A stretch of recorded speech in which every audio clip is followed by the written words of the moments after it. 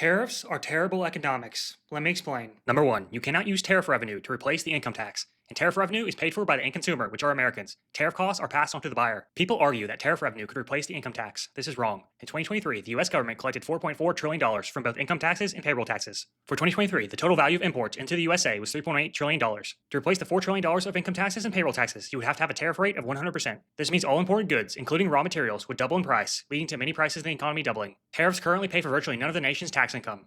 Arguably, taxing income directly is a much safer way and direct method of taxation overall. It is simpler and does not introduce economic friction broadly into all economic transactions. Also, tariff revenue is paid for by the end user. The end user, which are Americans, have to pay for the added costs. Tariffs would function like a regressive tax system where lower income quintiles pay more of their income as a percentage of tax revenue. The reason that the US government used tariff revenue in the 1900s was that the economic situation was very different back then, and the size and spending of the US government overall was much smaller. This is not to say that tariffs were a good idea back then. Number two, tariffs are anti-free trade and reduce competition, causing reliance on domestic businesses.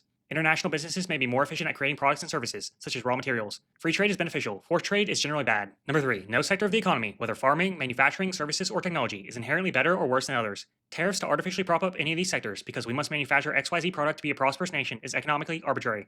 Number four, only domestic companies who retain their jobs benefit from tariffs. Every other end user that relies on the product, such as steel imports, loses. Let's use an extreme example to prove the point. Imagine that American steel costs $100 to produce domestically, and meanwhile, imported Japanese steel costs $1 to produce. Now, imagine you use tariffs to make Japanese steel cost the exact same as American steel. Who wins? Only the American company, who is not able to compete internationally because now they get to retain their thousands of jobs and keep their individual business alive. Meanwhile, the entire country loses. Every single end user of steel, whether it's a factory who uses steel parts, or a construction company who uses steel to build skyscrapers, or American consumers who buy products with steel in them, now pay significantly more for steel. All Americans who buy end products with steel, or businesses that directly buy the raw material of steel itself, are now paying 100 times more for steel. This is not as economically efficient and increases prices. Based on this simple example, we can see that Japanese steel, which costs much less, or maybe is higher quality, is far more efficient to use for the economy as a whole.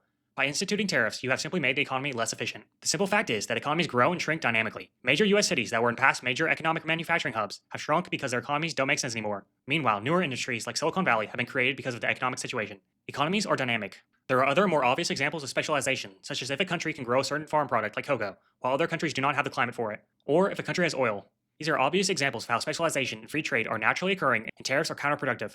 Number five, trade deficits, such as heavily importing goods rather than heavily exporting goods, is not inherently good or bad. Mutual trade is beneficial. Number six, even if an end product, such as a fully completed car, has tariffs which exclude foreign-made cars, the raw materials required to build a car rely on globalized trade. All of the raw materials and components to build that car, such as steel, the rubber, electronics, or even the imported oil energy used to power the factory that made the car, all rely heavily on globalized trade. There's no nation that is fully self-reliant and makes all of its components that it needs in its industries. Even energy itself is very globalized, such as oil and natural gas, and are not often domestically self-reliant. All countries rely on globalized trade.